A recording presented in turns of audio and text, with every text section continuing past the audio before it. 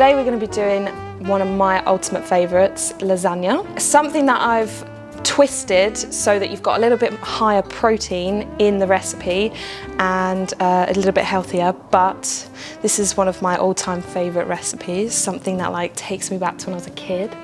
So the first thing you need to do for your lasagna is you need to make the Bolognese style sauce. Some people like to make more of a ragu style sauce. That takes like hours, but I'm going to show you today how you can kind of make that style sauce really rich, really flavoursome, but take about 20 minutes, not 3 hours. So what you need is what my nan calls the Holy Trinity. Onion, celery, carrot. So we're just gonna dice these up and sweat them down in a pan. I'm gonna take off that outer layer of the onion skin because it's just no good. The quantities I'm using today will feed a family of 4. So I've got 1 onion, 1 stick of celery and 1 carrot. Again, like I showed you before, you're gonna go in one side with the onion and then turn the onion round and go through the other side so it's a nice dice without you having to really stress about the sizing.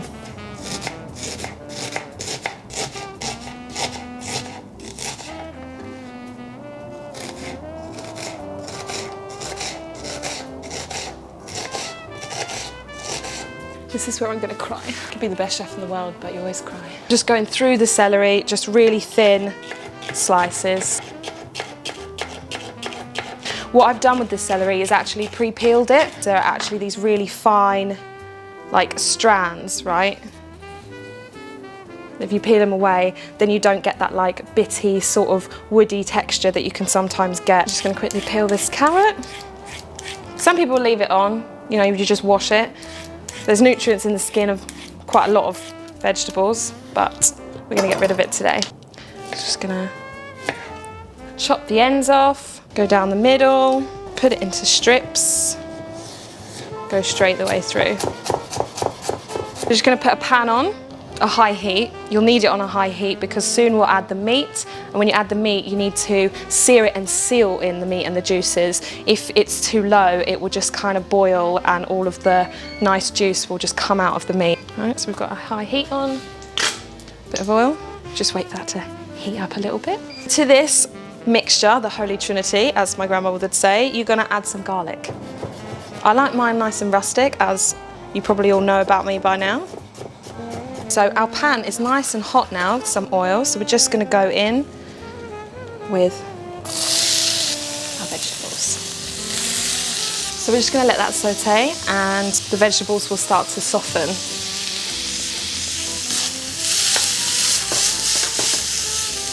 In the meantime, we can be getting on with starting our bechamel.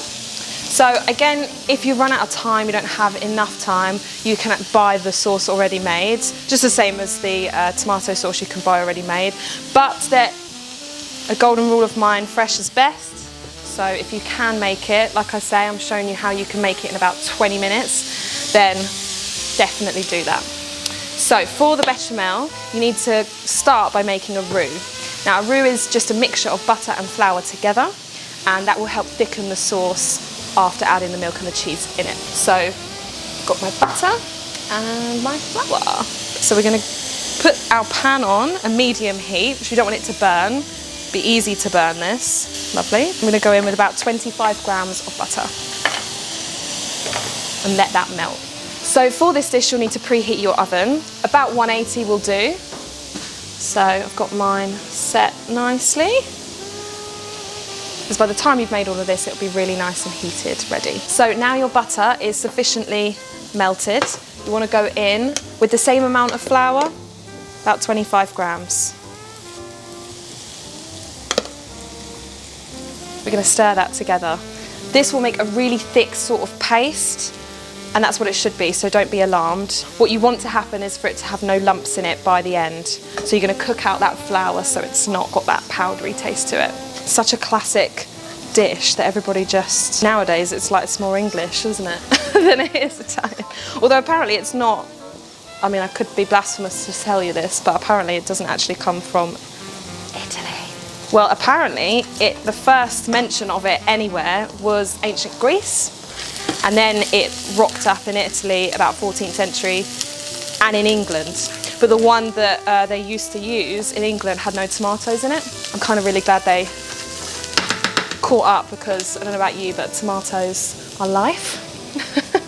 So next we're going to go in with our 95% lean beef. And as I said already, we're going to let that sear and really seal in the juices. If you're cooking for a really large amount of people and you don't quite have a pan big enough, you can actually sear off your meat first, take it out of the pan, and then go in with your vegetables. The nice thing about that is your vegetables will carry on that lovely kind of beef flavour that's come from you searing the beef in it prior, and it just means that you don't have to try and fit it all in one pan. So now our flour has cooked out. I'm going to go in with a little bit of milk. Just a little bit to start with, because you want to incorporate it slowly. And we're actually going to swap out our spoon for a whisk. So like I said, you want to remove all of the lumps from that roux mixture.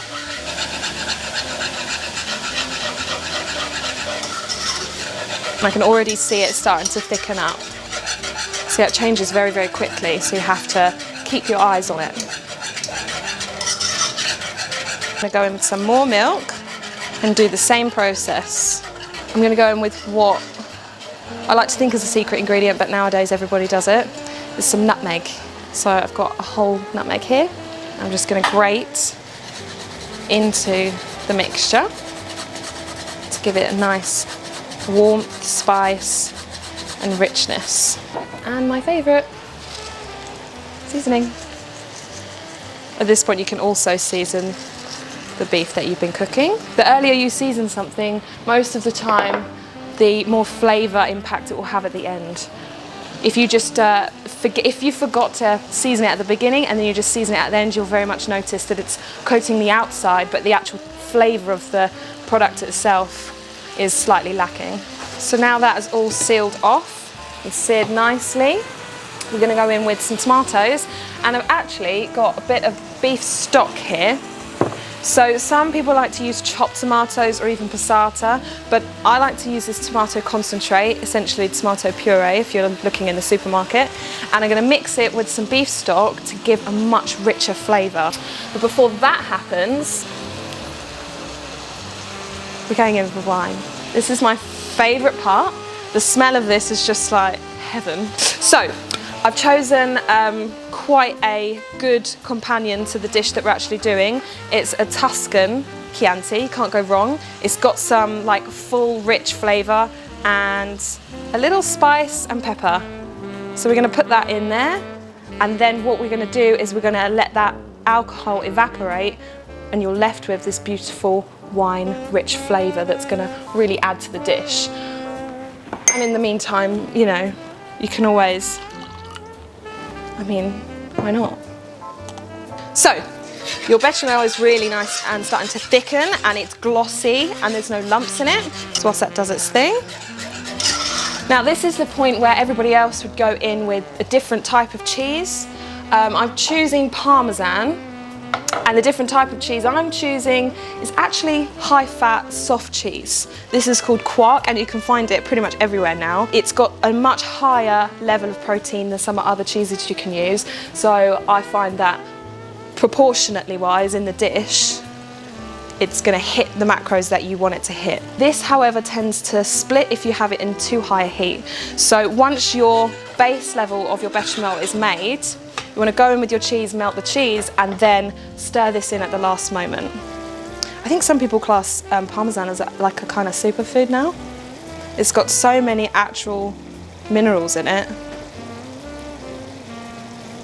It's almost like the healthiest cheese, which is handy because it's also probably one of the best cheeses. If you get a really nice aged one, you're golden. So we're going to stir that in, take it off the heat, and add our quark. Just stir that in, and then let that rest while we're waiting for our bolognese to be done. Often the base of a ragu will have other meats in it, usually pork, and quite often you'll find in a lot of other bolognese recipes some pancetta. But if you want to keep it nice and lean, you're best to steer clear of pork and just go in for some beef.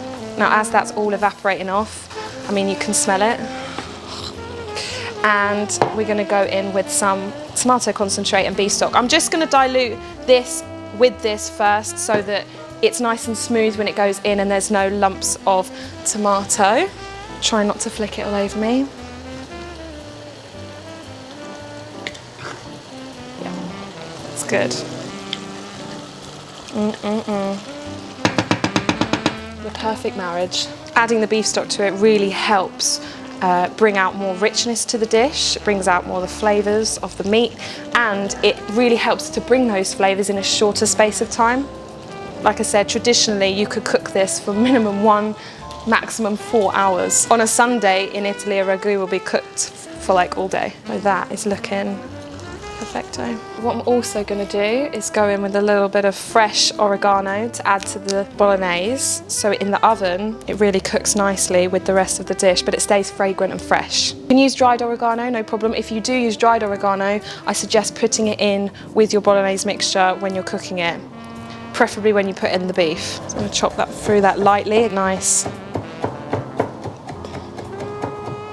and fresh. So now we're ready to build our lasagna. Now, I have got here some fresh pasta sheets, fresh lasagna sheets. You can buy them dried.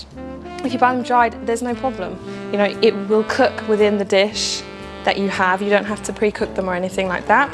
But again, fresh is best. So I just like the texture of this more. If you want to know how to make this fresh pasta, then let me know and I will show you how. So the base layer of the lasagna, tomato sauce. You can kind of add as many layers of this as you'd like. If you want to keep it of a kind of carbohydrate control for the pasta, then just do 2 layers, if not do more. So you want to cover the whole base of your dish.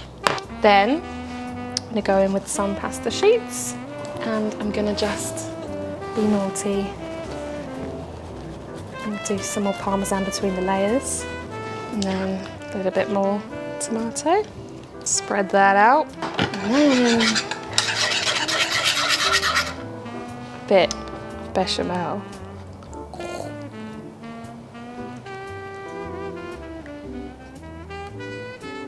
And then some more pasta sheets. So you can do this process, like I say, as many times as you want to. Add as much pasta or as little pasta as you want to. Spread that out, make sure it covers all of the edges. Naughty layer of Parmesan. Some more pasta. You kind of push it down a little bit, be nice and compact. And our final sauce on the top.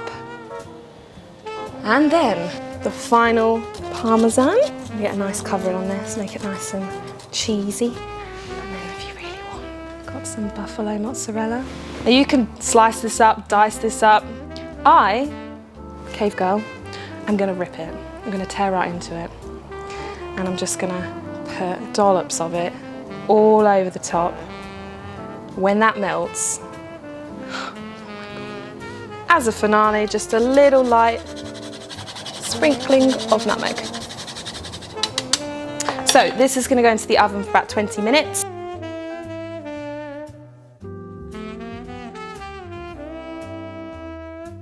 So we're gonna let that do its thing for 20 minutes. In the meantime, you probably wanna, if you're me, clear up. Or you can prepare some salads to go with it.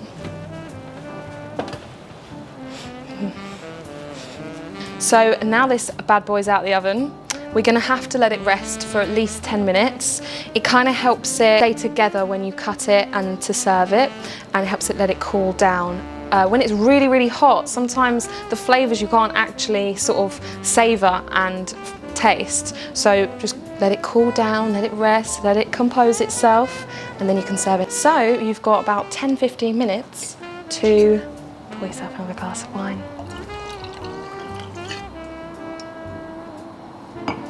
Jesus, I can smell this from the office. You are just in time. Care to join me? Yes, I would Dollface? love one. Thank you so much.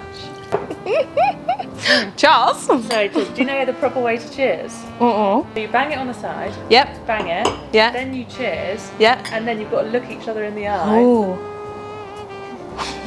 while you take your first sip.